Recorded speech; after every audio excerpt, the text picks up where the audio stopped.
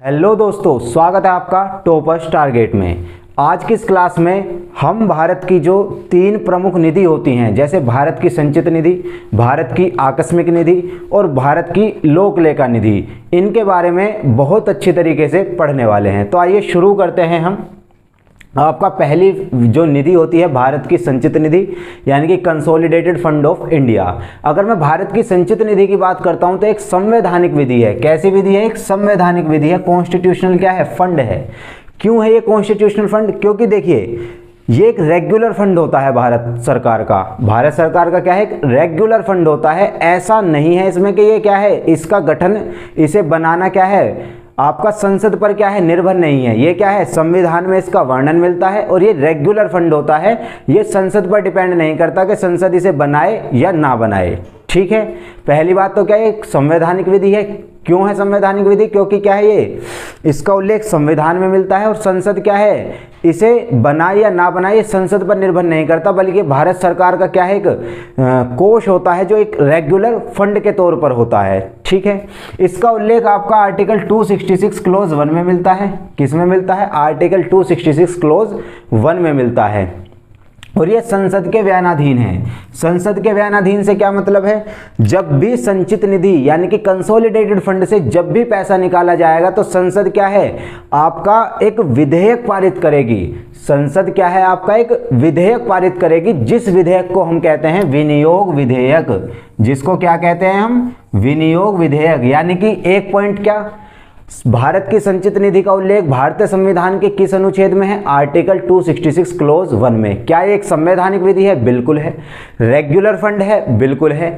इससे धन कैसे निकाला जाता है? तो विनियोग विधेयक। किससे? विनियोग विधेयक जब पारित किया जाता है उसके बाद भारत की संचित निधि से धन निकाला जा सकता है। और ये संसद के व्ययनाधीन है, यानी कि संसद क्या है, इससे पैसा जब निकाला जाएगा तो संसद क्या है, विधेयक पारित करेगी। इसलिए क्या है, संसद के व्ययनाधीन है। अब अगर हम देखें तो भारत की संचित निधि कंसोलिडेटेड फंड ऑफ इंडिया में कौन कौन सा क्या है, पैसा कहां से आता है, क्या स्रोत है, क्या सोर्स है आपका? तो देखें, कर से प्राप्त जितनी भी आय है आपकी, कर से प्राप्त जितनी भी भारत सरकार की आय है, वो सब कहां जाता है? संचित निधि में।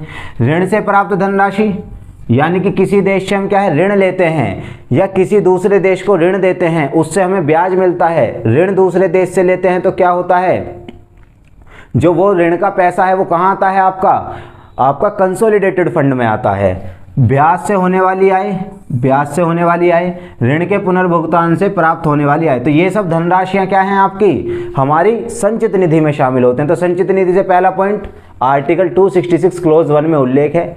इससे पैसा निकाला जाता है तो क्या, विनियोग विधेयक पारित किया जाता है। इसीलिए क्या है, ये संसद के व्ययनाधीन है। और इसमें कौन से, कहां से पैसा आता है? तो एक तो कर का पैसा आता है, सारा कर से जितनी भी आय होती है, ऋण से प्राप्त जितनी भी धनराशि होती है, ब्याज से होने वाली जितनी भी आय है, या ऋण के पुनर्भुगतान से प्राप्त होने वाली धनराशि, सभी क्या है आपका भारत की संचित निधि यानी कि कंसोलिडेटेड फंड ऑफ इंडिया के सोर्स हैं, जहां से इसमें पैसा आता है।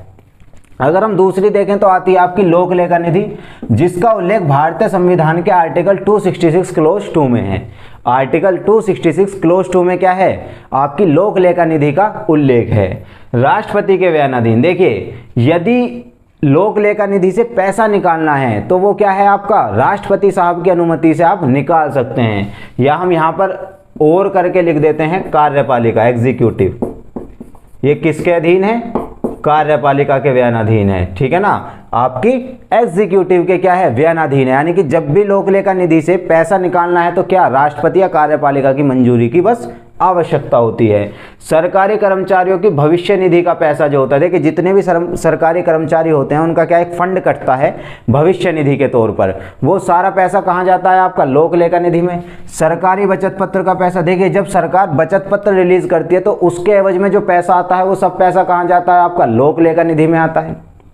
तो ये क्या है, सोर्स है आपके लोक लेखा निधि के, जहां लोक लेखा निधि से इनमें पैसा आता है। तो हम अगर लोक लेखा निधि के भी 2 पॉइंट समझे तो आर्टिकल 266 क्लोज 2 में इसका उल्लेख है, राष्ट्रपति के व्ययनाधीन है, और इसमें आने वाला जो पैसा है वो एक क्या है, सरकारी कर्मचारियों की भविष्य निधि का पैसा, और जो भारत सरकार बचत पत्र जारी करती है उसकी एवज में जो हमें पैसा मिलता है, भारत सरकार को जो पैसा मिलता है वो आपका लोक लेखा निधि में जमा हो जाता है।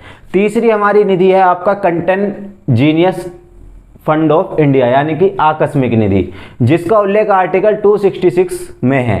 किस में है? आर्टिकल 267 में इसका उल्लेख है आकस्मिक निधि का।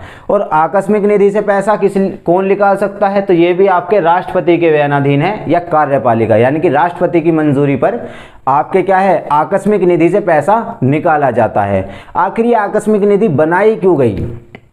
क्योंकि सबसे पहले समझिए संसद सृजित है, यानी कि इसे कौन, इसका निर्माण कौन करता है, इसका सृजन कौन करता है? संसद करता है। संसद पर निर्भर करता है कि आपकी आकस्मिक निधि बनानी है या नहीं। अब संसद क्यों बना रही है इसे? तो संसद इसलिए बना रही है कि जो आपातकालीन परिस्थिति होती है, कोई आकस्मिक परिस्थिति, कोई आकस्मिक संकट देश के समक्ष खड़ा हो जाता है, उस परिस्थिति में जो पैसा है वो आसानी से निकाला जा सके, जो धन है वो क्या है, धन की शीघ्र निकासी की जा सके, इसलिए क्या है, आकस्मिक निधि बनाई गई। क्योंकि जो आपका संचित निधि है उससे तो क्या है, विनियोग विधेयक, यानी कि विधेयक पारित करके बनाया पैसा निकाला जाता है, और विधेयक पारित करने में क्या है, टाइम बहुत लग जाता है। और यहाँ पे क्या है, सिर्फ आपकी आकस्मिक निधि में क्या है, सिर्फ राष्ट्रपति साहब की मंजूरी लीजिए और आप धन इसमें से क्या है, निकाल सकते हैं। तो आकस्मिक परिस्थिति या आपातकालीन परिस्थितियों के लिए क्या है, जब धन की शीघ्र निकासी की आवश्यकता होती है, उस परिस्थिति के लिए आपका क्या है, आकस्मिक निधि बनाई गई। और आकस्मिक निधि अधिनियम 1950 के तहत क्या है, इसका निर्माण किया गया। जो भारत की आकस्मिक निधि है उसका निर्माण यदि आप देखेंगे तो आकस्मिक निधि अधिनियम 1950 के तहत किया गया। तो ये तीन बेसिकली क्या है, आपके फंड हैं। Consolidated fund of India article 266 clause 1, आपका public fund of India article 266 clause 2 and contingency fund of India article 267। ये तीनों मैंने बहुत अच्छे से आपको समझाने का प्रयास किया है। आई होप आपको समझ में आया होगा। अगर आपको ये क्लास अच्छी लगी है तो आप इसे शेयर कीजिए, लाइक कीजिए, चैनल को सब्सक्राइब कीजिए। रेगुलर हमसे जुड़ने के लिए धन्यवाद।